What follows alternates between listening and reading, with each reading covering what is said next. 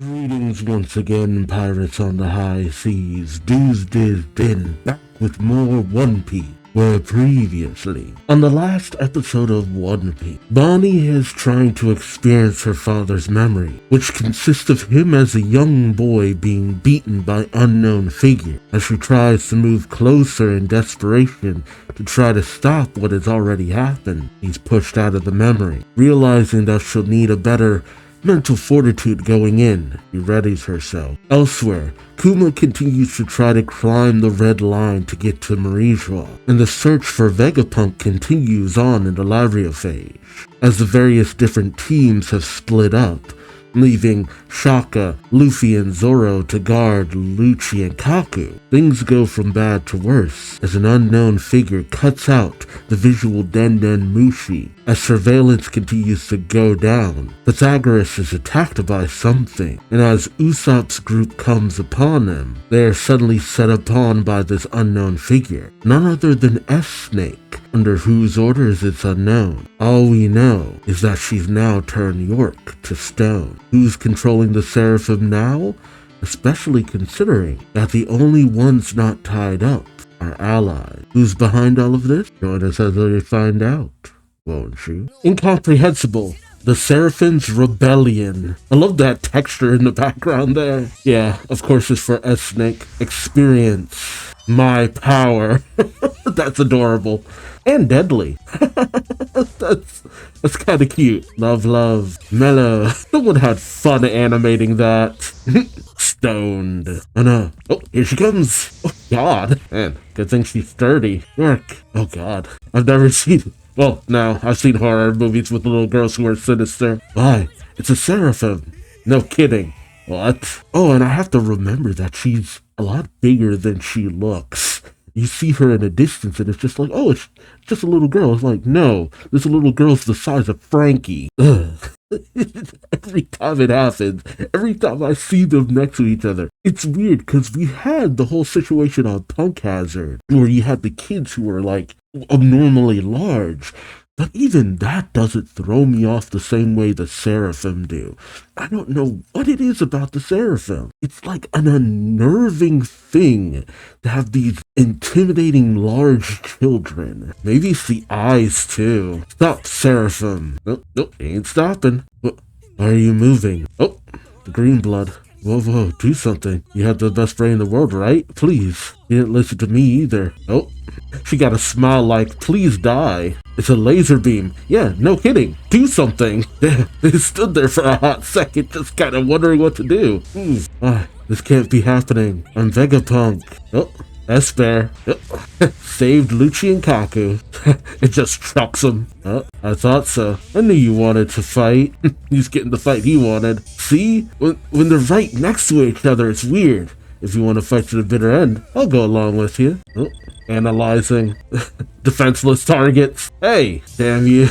He cut through my slash. Who are you targeting? Your aim sucks. Oh no, his aim is spot on, buddy. He knew what he was doing. I see. I thought you came to fight me. But it was arrogant of me to think so. You think? Yeah, this isn't a fight.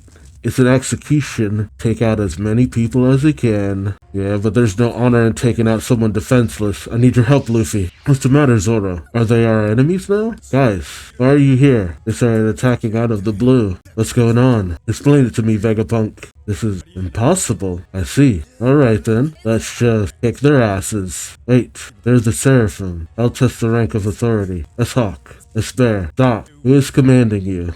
Great. Is that how you stopped them? They came after CP0 too. I don't want to let these fools die cuffed because it'd leave a sour aftertaste. Nope, don't let your guard down. Wait, are they waiting for... Oh, they were waiting! Bastards!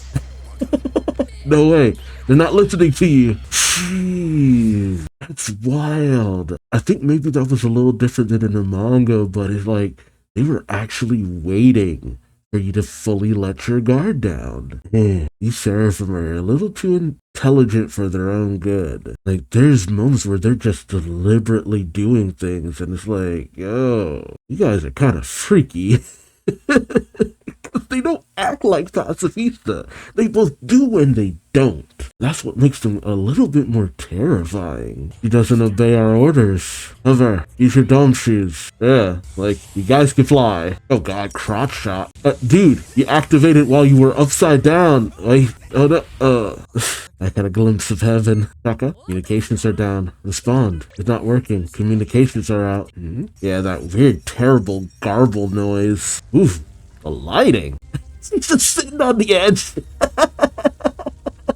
They're having too much fun animating her. Damn, I thought she'd obey you. Oh, wait, his visor does stuff? That was never in the manga. Cool. Like Jordy from Star Trek. That's the character's name, right? Can I fight back? It has a zoom function.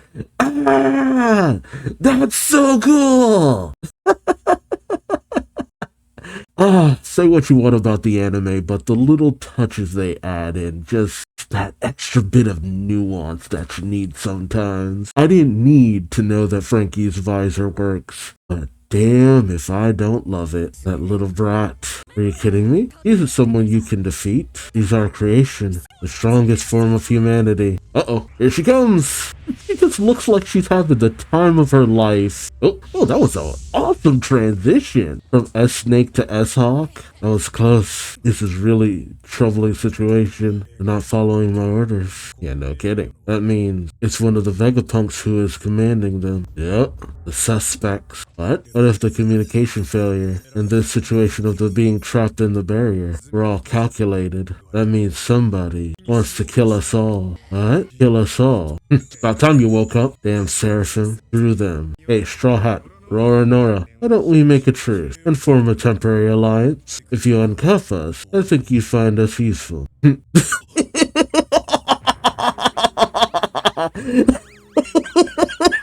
love how they did this scene. They look disgusted. It's that callback from the Odin flashback. I love this guy. Just the fear look of like, it's a look of, I get what you're saying, but every fiber of my being does not want to do this. It's not an outright no, but it's a, I cannot hide my disgust at the idea of that. But I love how they played it up. That was great. Oh god. Oh man. The streaks from their handprints on the again, stuff that was not in the manga, but it sells things just that little bit more inside the laboratory. Give me food. It's been 2 months without decent food. Gonna get out? Are you gonna die in here? Roll government intelligence agencies CP5, CP7, and CP8. Where is CP6? Don't worry about it. Are you listening? 2 months ago, after we investigated Egghead, we left the island, but we were attacked by the sea beast weapon. So we headed back to the island. The other Cypherball agents who came to investigate our disappearance all ended up here too. I'm sorry, but I thought you were the mastermind. Yep, Dr. Vegapunk. One suspect off the list. Because there were some people who thought it was the original Vegapunk who was behind this. Maybe he had become distorted after splitting up his mind the way he did? No, wasn't the case. Yeah, I'm sorry. I didn't know anything. I had no idea this was happening on Egghead. Oh dear. Oh, does he know? It sure was strange. Oh, Clover. There's no way that research on the poneglyphs could be leaked to the government. Oh, are you sure about that? Meanwhile, out at sea, Naval Branch G9, the ship set out. The number of vessels large and small headed for Egghead exceeds 100 now. 100 battleships. Roger. Oh, yep. Oh man, that overlay really driving it home. Jeez. All of you, get off the island. Fabio, Phage, Egghead. What do you mean, Sentinel? What is happening on this island? Why did you deploy the pacifistas all over the island? Ooh, the gleam in his axe. A long time ago, on an island called Ohara, suddenly disappeared from the world map because they rebelled against the world government. The Ohara incident. It took place on the island of Ohara, home to the world's largest historical library. Scholars and residents who attempted to decipher the poneglyph, which was forbidden by the government, were killed in a naval bombardment. I gotta say, did they do like some kind of overlay? Cause the colors for this flashback look so good. Did they punch up the colors? There's no way they reanimated all of this. I don't know. Because it wasn't that long I rewatched some of this, but I don't know. It looks a lot more vibrant. Yeah, some of these scenes are new, but only a single girl survived. Nico Robin. Just in case you forgot. One of the biggest arcs in One Piece. The fact that old man Punk, who has the best brain in the world, is being targeted. Again, that gleam in the axe. I need y'all to stop showing off. Oh man, they have continued to take the artistic direction for One Piece, and it's the kind of stuff that I'd say before we hit the time skip, we used to see a lot of that. Those symbolic moments and all that. Something about when we hit Fishman Island and Dressrosa, and even to a certain degree Whole Cake Island, they scaled back on like the artistic vision sometimes, where it was like they were just trying to crank out the content and we wouldn't have these quieter introspective moments, but it's come back in full force. It used to be you just have Sentomaru talking and nothing else, but like doing a reflection in his acts and then zooming out to see that what we were looking at was the reflection and not actually Sentomaru. It's a degree of detail that I just kind of love. It means they completely contemplated all the losses, but still decided he should be killed, right? And that's saying something. With all Vegapunk has given to the government, to finally come to the conclusion to kill him, that is no small thing. If so, a worse incident than the one in Ohara could happen here soon. Could? No, it will. Hurry up, Straw Hat. What's happening up there now? Pandemonium. Let's say we uncuff you guys and fight together with you. You just let us cuff you again? I don't think so. Yes, we will. Once we get over the crisis together. We submit to you cuffing us again. An obvious lie. Okay, so we'll uncuff you. Oh, jeez. That was obvious bullshit. Oh. Again, always goes for the opportune moment. Oh, sword leg! Recognize that? Yeah, baby. Baldi's technique? Nice. Got all these reaction shots. Nice. That green blood makes me in the mood for soda. Dice fruit power. He doesn't remember Dawes Bones' name, but he remembers his ability. You love it? Yeah. He just remembers the sight of the drill, the sound of a drill and his blood leaving his body. Man, look, you're making me in the mood for this like green apple soda that I get at the dollar store. Love that stuff. But yeah, the Seraphim are attacking. Vegapunk and the Cypherpole agents that missing are all in an undisclosed location. It's not so much that they need Cypherpole's help. It's just, you can't keep protecting these guys. They're dead weight, essentially. And it doesn't help that the Seraphim are actually kind of tough. Well, not as strong as their original, but strong enough to be a problem. And I've actually really loved the mood that's been set by a lot of this. And there's still plenty of padding as usual per One Piece, but they do so much with the padding that I'm just like, you know what? I kinda love it. Love me some One Piece. Dive into the sea of information, the Punk Records Library. Hi, I'm Lilith, one of the satellites of Dr. Vegapunk, the genius scientist. I'm Edison, also Vegapunk.